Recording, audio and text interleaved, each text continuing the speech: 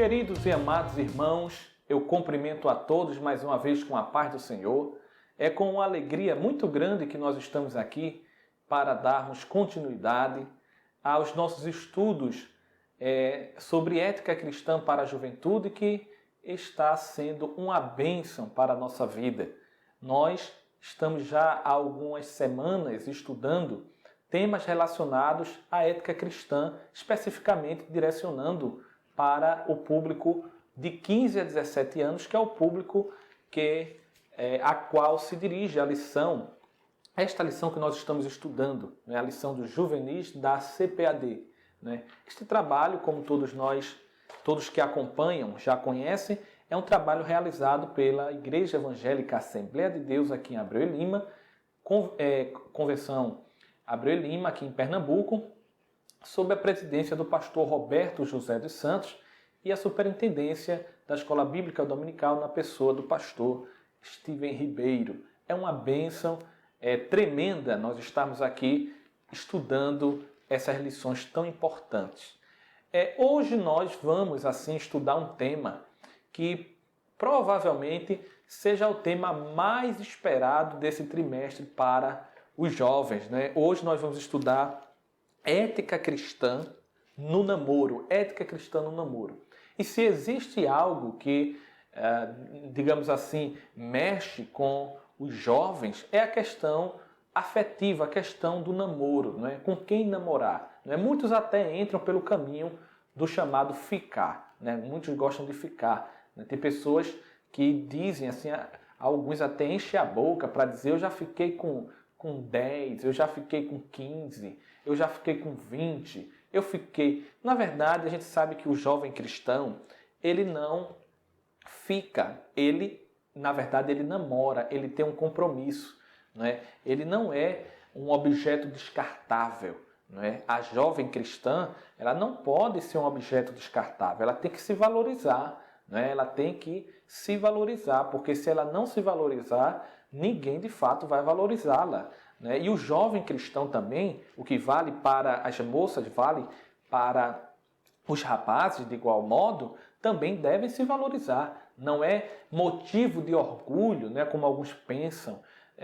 Eu sou um garanhão, então eu vou sair por aí dizendo que eu fiquei com fulana, com beltrana, fiz isso, fiz aquilo. Nada disso. Para o jovem cristão isto não é motivo de orgulho. Na verdade, isto é motivo para se ter vergonha. Motivo de orgulho é quando o jovem ele tem, na verdade, um coração voltado a uma única pessoa e se entrega a um compromisso, a um relacionamento que tem como base os princípios bíblicos e está, na verdade, sustentado pelo compromisso, não pela falta de compromisso ou simplesmente com o propósito de satisfazer desejos carnais que aparecem e afloram, sobretudo, na mocidade. Então é um tema muito importante, né? Um tema muito interessante.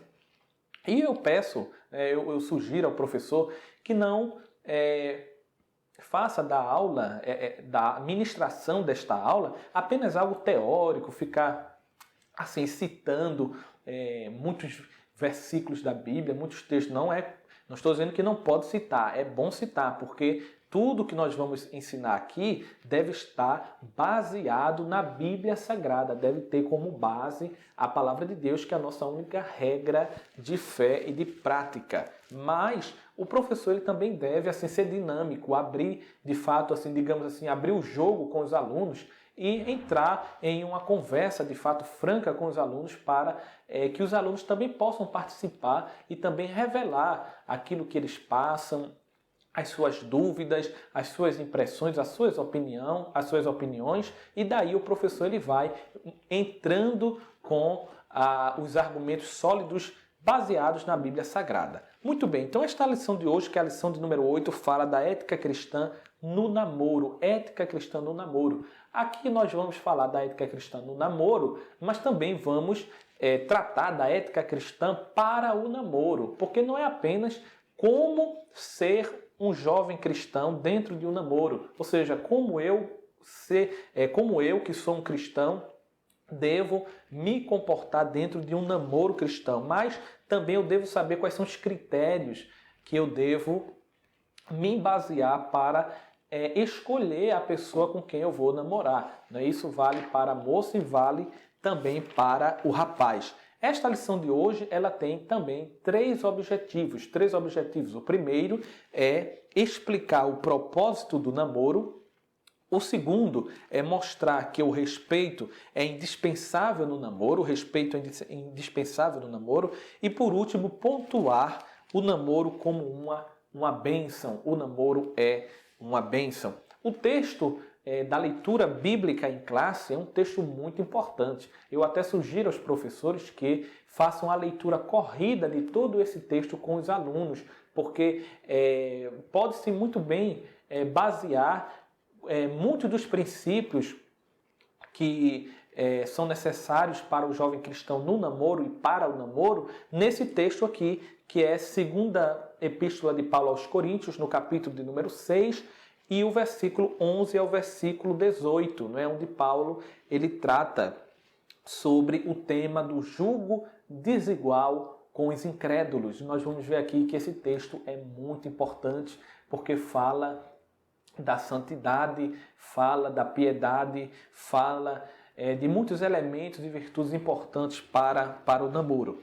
Então vamos direto ao assunto. Né? Em primeiro lugar, o primeiro ponto da lição vem trazendo aqui o que é e para que serve o namoro. O que é e para que serve o namoro. No início, eu fiz referência a uma prática que todos já conhecem, uma prática, na verdade, não é uma prática que condiz com o cristão, que é a prática do chamado ficar. Né? Aquela pessoa que fica com um, fica com outro, vai ficando. E muitos, infelizmente, essa aqui é a realidade, muitos, infelizmente, com o passar dos tempos, a cada vez que ele vai ficando, que ele vai mergulhando no pecado, né, ele vai, na verdade, intensificando cada vez mais o nível de pecado. Então, no início, ele ficava com uma e com outra, significava que ele ia para algum lugar escondido para ficar namorando com a menina e ficava só dando beijinhos e tal. E depois, quando ele viu que gostou mesmo e que aquilo dali é algo muito bom e traz para ele um certo status,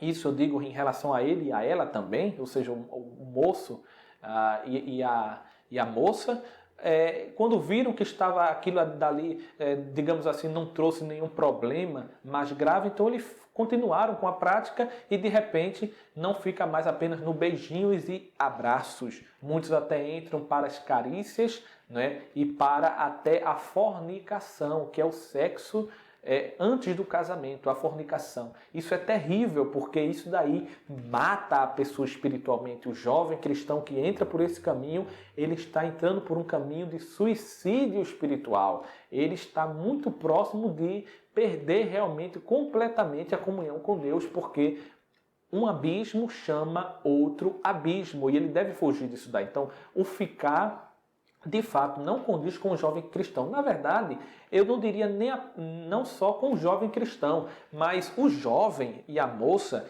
do mundo mesmo, mas que tem um pouco de dignidade, ele não fica se entregando a qualquer um. Não, ele entra em relacionamentos sérios, ela entra em relacionamentos sérios.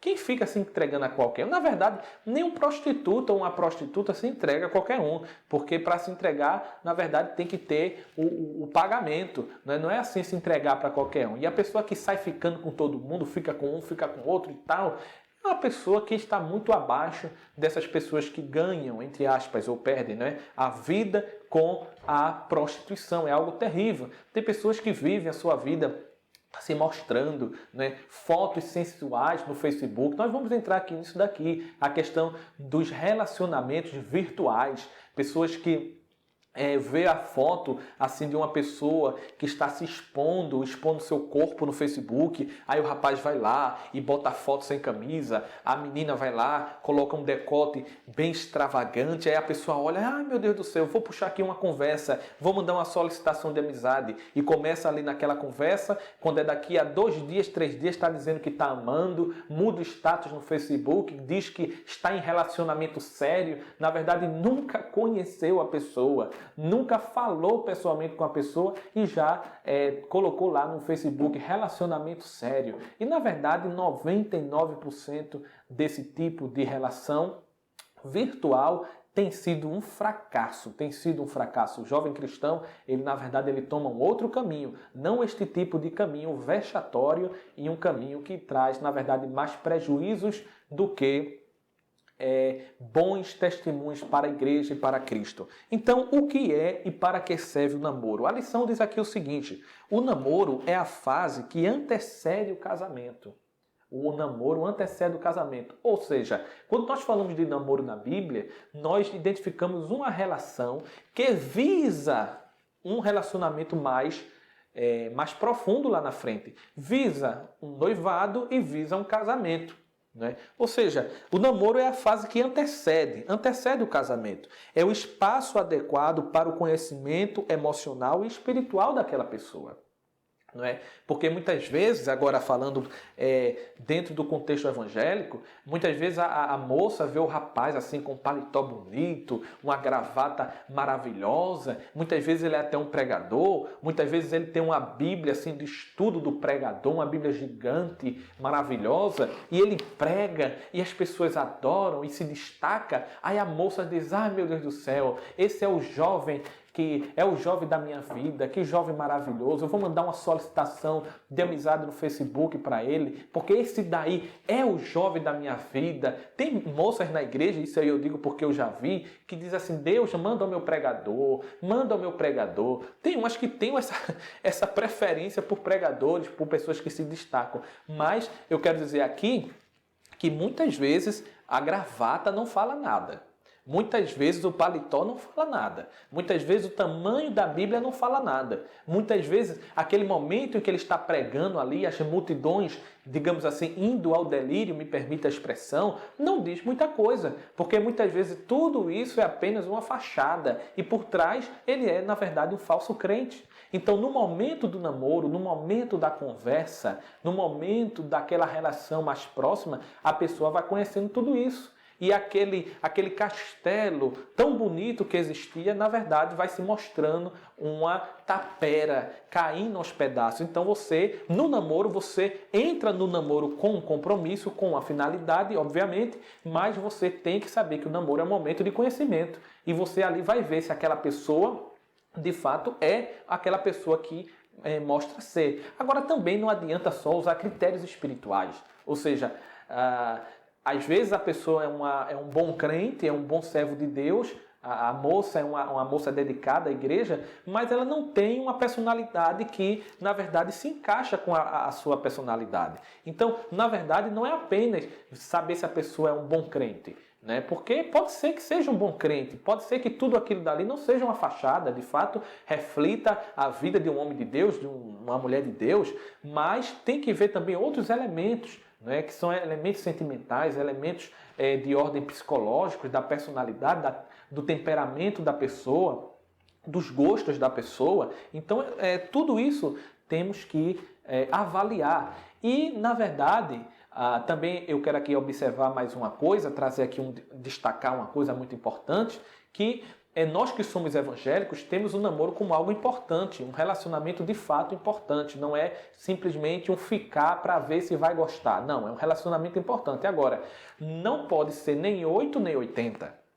Ou seja, o jovem cristão ele não pode ter o namoro como sendo algo banal, nem também pode ter o namoro como algo inquebrantável. Ah não, eu sou um jovem cristão, então eu entrei no namoro, mas só que agora eu estou vendo que não está dando certo, mas como eu sou um jovem crente, eu estou no namoro e quem namora, namora para casar, então eu não posso quebrantar o meu namoro, eu não posso quebrantar o meu noivado. Então eu vou até o fim, que é para não ficar uma imagem negativa. Nada disso, nada disso.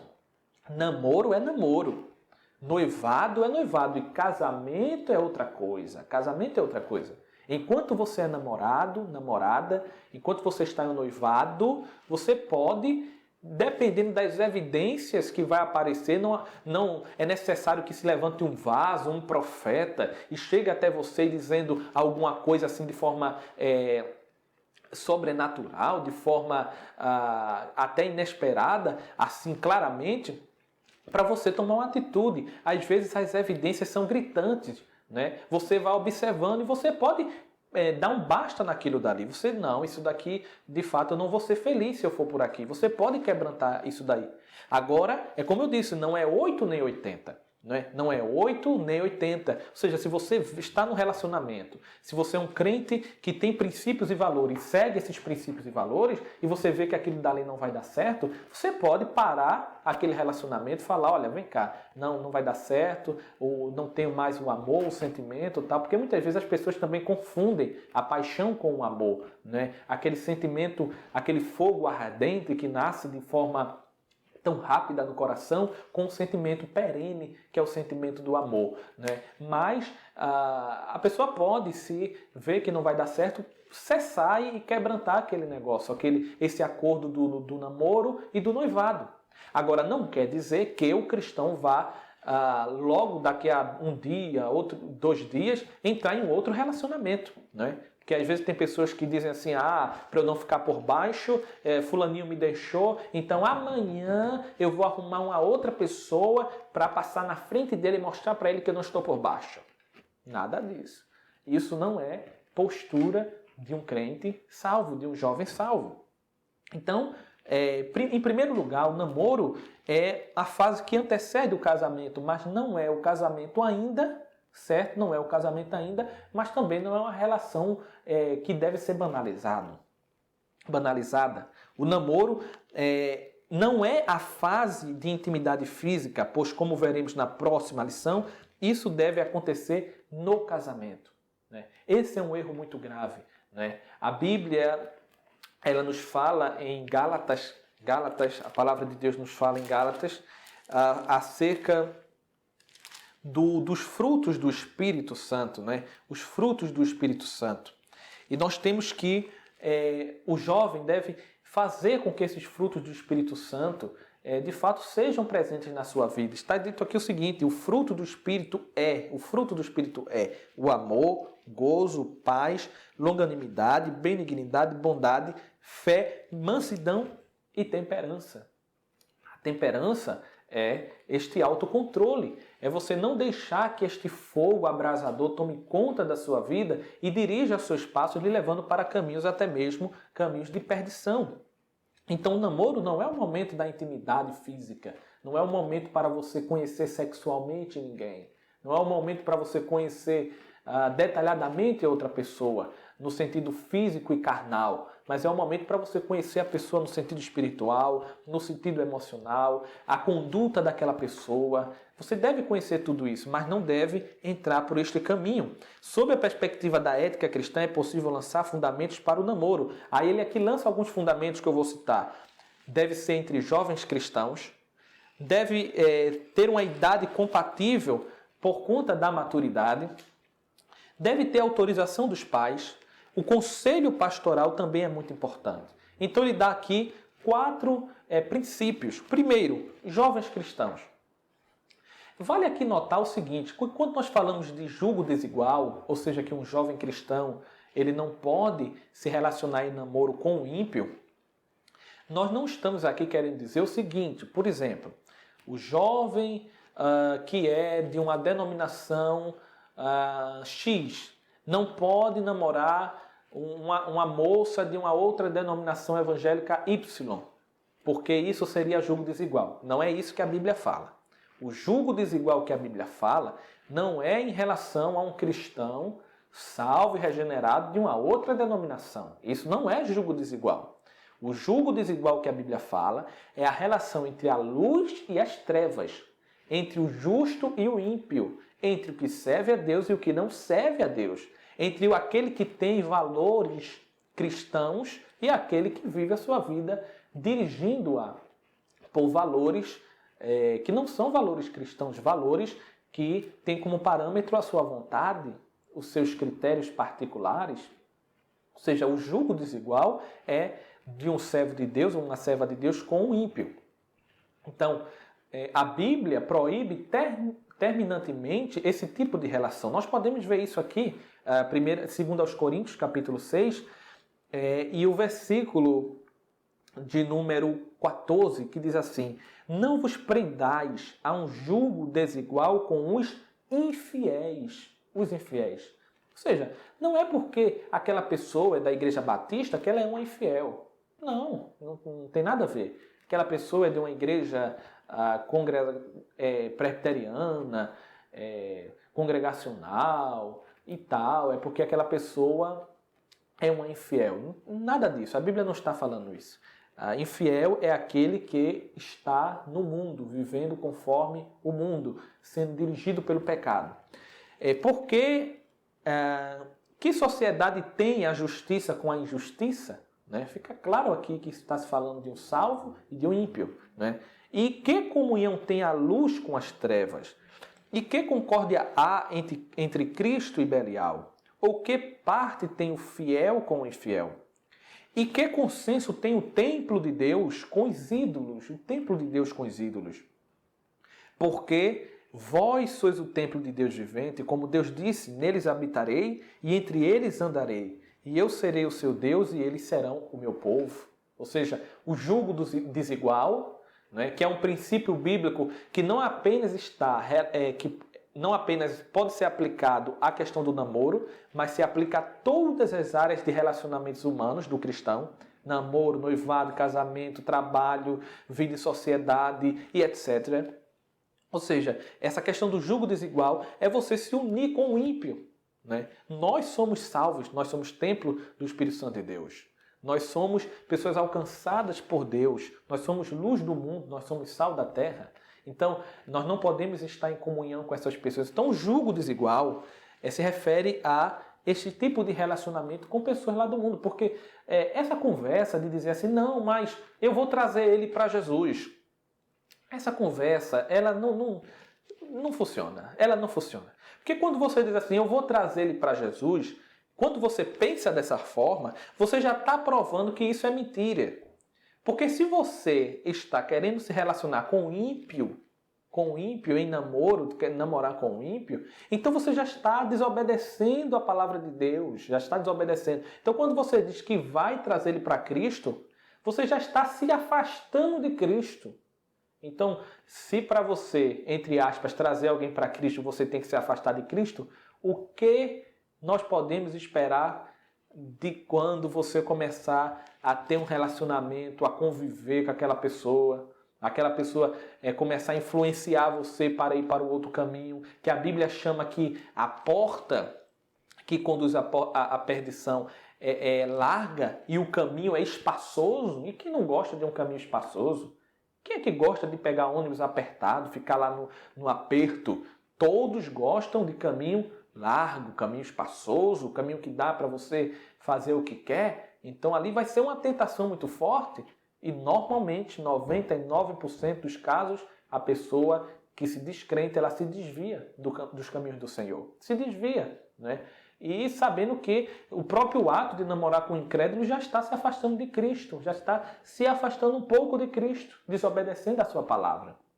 Então, aqui diz o seguinte, ambos já devem ter passado pela experiência da conversão, serem crentes. Ele cita Romanos 10, 9 e 10.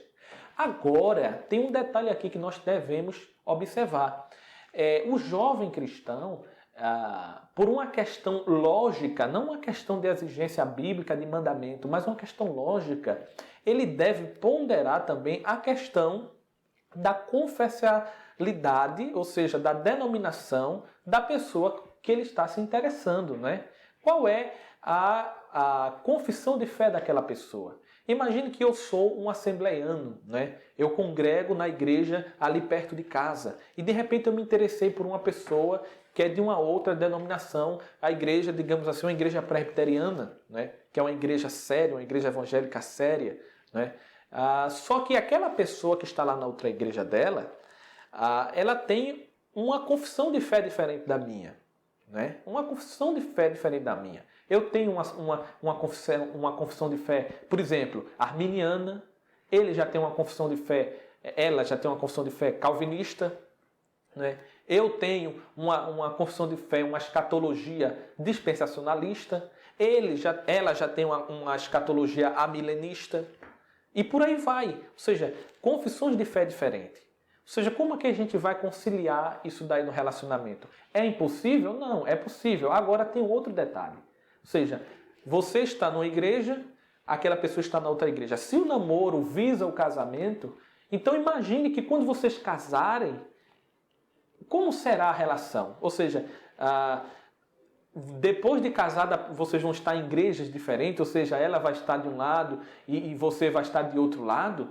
Não, deve-se acertar isso daí. Deve-se acertar. Então, nós recomendamos, não dizemos que é porque a Bíblia proíbe, porque a Bíblia ordena, nada disso. Mas nós recomendamos que a pessoa ela possa ter um relacionamento de preferência com a pessoa de confissão igual à sua, né? De confissão idêntica, de confissão de fé, da mesma igreja e denominação. E de preferência até congregando na mesma igreja. Porque ali vão estar se vendo sempre, vão estar sempre sob a orientação do pastor, o pastor vai estar sempre orientando, visando, e vai ser uma bênção, vai ser melhor.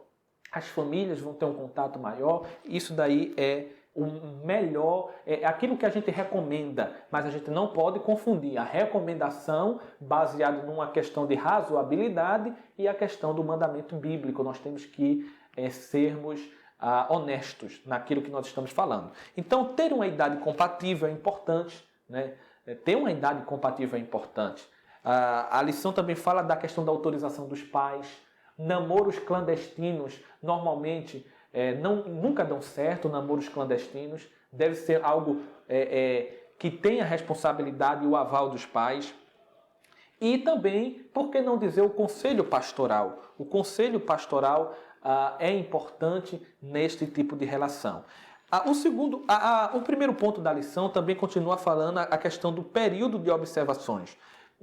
Durante o namoro, o jovem ele deve observar muitas coisas, né? Se a pessoa é temente a Deus, se a pessoa tem o hábito de orar, o hábito de ler a Bíblia, ou seja, se ela tem as características de um bom cristão, né? Isso também vale para a própria pessoa, né? Porque se uma pessoa ela quer um namorado que seja um crente de verdade e ele mesmo não é crente de verdade, então tem um defeito aí. Então primeiro ele tem que ser um crente de verdade e procurar um crente de verdade. A regra geral é o seguinte: sempre busque alguém que seja mais crente do que você. Mais crente, nunca menos, mas sempre mais crente do que você.